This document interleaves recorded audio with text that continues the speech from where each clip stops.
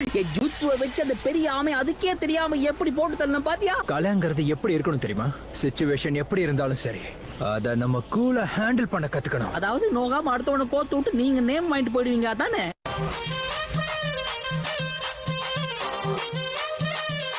உயிர் இருக்கா இல்லையா டோபி? உன்னை நான் கூலா இருக்க சொன்ன டோபி, செத்த போன மாதிரி இருக்க சொல்லல. நான் உன்கிட்ட தான் பேசுறேன். ஒன் செகண்ட், ஒரு கழிச்சு படுத்துக்கிறேன்.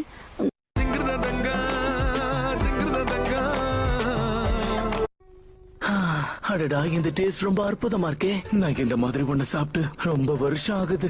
அதனாலதான் என் நேரத்தை வீணடிச்சிட்டு இருக்கியா?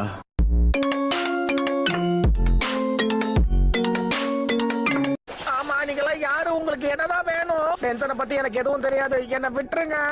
பரவாயில்ல, நேரம் எடுத்து சொல்லு. அது எதுவா இருந்தாலும் ஓகே. நான் இன்னொரு முறை இவ்வளவு அமைதியா கேட்க மாட்டேன்.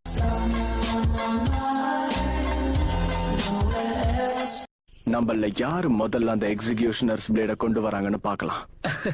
எனக்கு இந்த போட்டி பிடிச்சிருக்கு. வா, உடனே இதை ஆரம்பிப்போம். ஆரம்பிக்கலாம்னு சொன்னா உடனே ஆரம்பிச்சுட்டான். நான் மட்டும் இந்த போட்டியில தோத்து போயிட்டா ரொம்ப அசிங்கமா இருக்குமே. ஃபயர் பால் ஜூட்சு. நீ பின்றிய சாஸ்கே. இங்கதானே இருந்தா, எங்கடா போன?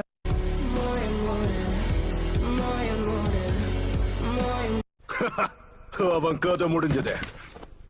எங்களை நீ குறைச்சு மதிப்பிட்டுட்ட. நான் ஒண்ணு சொல்ல மறந்தே போயிட்டேன். பிளேட வச்சு என்ன எதுவும் பண்ண முடியாது. பாத்தீங்களா?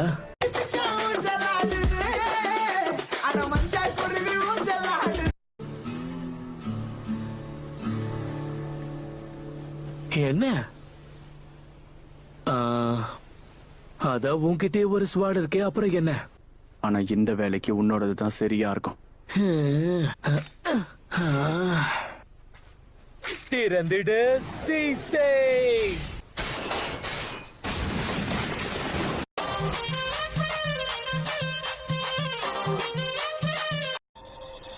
நீயாதான் இருக்குன்னு அப்பவே நினைச்சேன் சாஸ்கே. சரி சொல்லு, நீ இங்க எதுக்காக வந்திருக்க சாஸ்கே? இவன் உன்கிட்ட ஏதோ பேசணுமா? ஓ, உனக்கு பேசணுமா? அப்ப பேசு சாஸ்கே.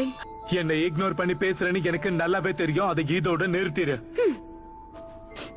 குளிச்சு பல வருஷம் ஆச்சு போல.